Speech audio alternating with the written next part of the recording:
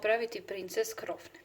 Da bi ih napravili, znači da one budu fine, ukusne, bit će nam potrebno 8 jaja, 20 kašika vode, 120 grama masti i 200 grama brašna. Znači, počet ćemo od toga da u širku dodamo vodu i mast koje ćemo kuvati dok ne provri. Kuvamo znači vodu dok to ne provri i tada ćemo dodati brašno. Kada nam je voda provrila, postepeno ćemo dodavati brašno uz stalno mešanje.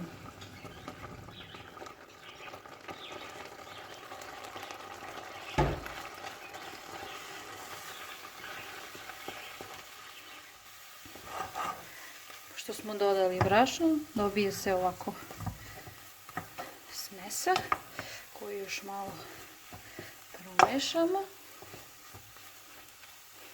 i skidamo sa. Pošto smo smesu skuvali, znači šta je sljedeće bitno?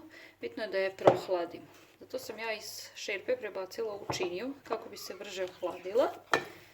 Sljedeće što radimo jeste da ćemo dodavati jedno po jedno jaje uz mešanje. Dobro promešate, možete dodati sljedeće i tako dodajemo 8 jaja.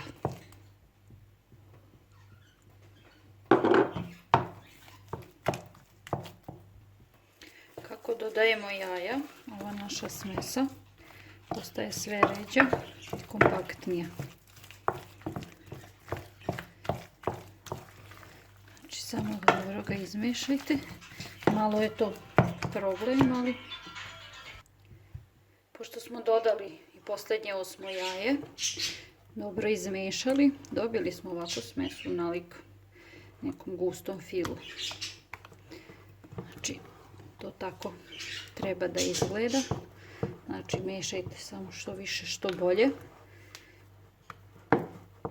I idemo sada da ih pečemo. Šta radim? Znači, napunila sam ovu poslastičarsku kesu. I sada ćemo polako istiskivati naše krofnice. Šta je tu još jako bitno? Bitno je da rerna bude ugrejana, znači na najjače. Inače će nam se krofne razići. Pravite malo razmaka između njih, treba njima mesta da narabi krofne. Evo dobijete ovako jednu punu činiju krofnica. Sad nam preostaje samo da još napravimo fil čime ćemo da ih punimo. Biće nam potrebno 6 belanaca, 6 žumanaca, 180 grama šećera, 150 grama brašna, litra i 2 deci mlijeka i u šećer smo dodali još 2 vanil šećera. Znači prvo što ćemo, znači žumanca dobro izmiješati sa šećerom.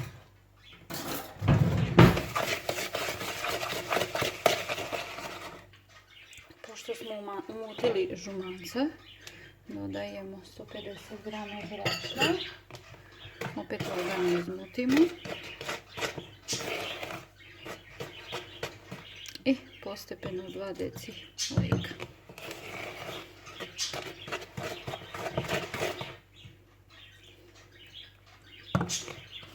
Inače litru mlijeka smo stavili na ringu da prokuva, pa ćemo ovaj fil zakuvati u mlijeku, isto kao i kod krempite kad smo snimali.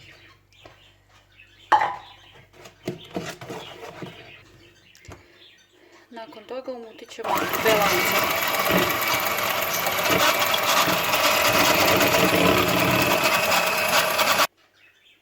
Pošto nam je mlijeko prokuvalo, znači postepeno polako dodajemo žuti fil od žumanaca, brašna, šećera, vanil šećera i ostatka mlijeka. Sve to lijepo zakuvamo litri mlijeka.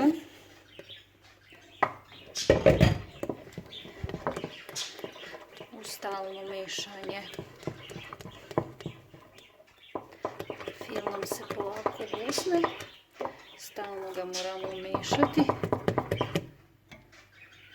dok ne počne ovako, evo, vriti. Još je vidite, znači da se ta jaja dobro i lepo skuvaju.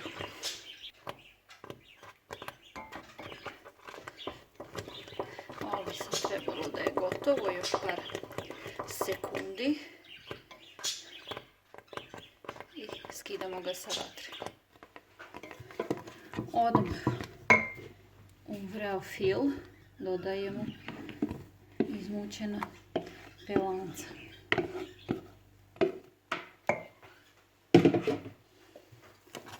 Lagano mešati varjačom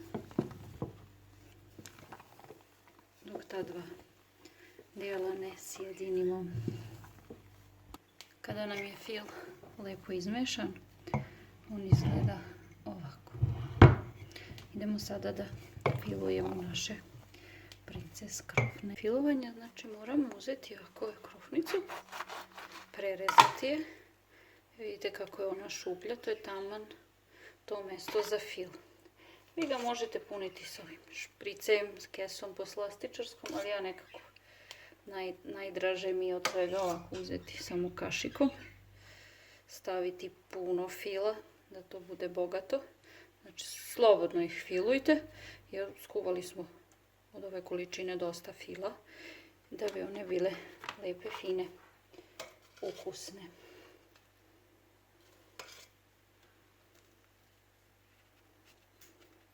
Koristim samo ovaj fil od jaja, bez dodataka šlaga, slatke pavlake, jer nema potrebe, fil je toliko ukusan da nema potrebe kvariti ga sa nečim drugim. I evo, to su te naše fine domaće krofnice. Smo ih nafilovali, to izgleda ovako. Oni sad idu na hlađenje.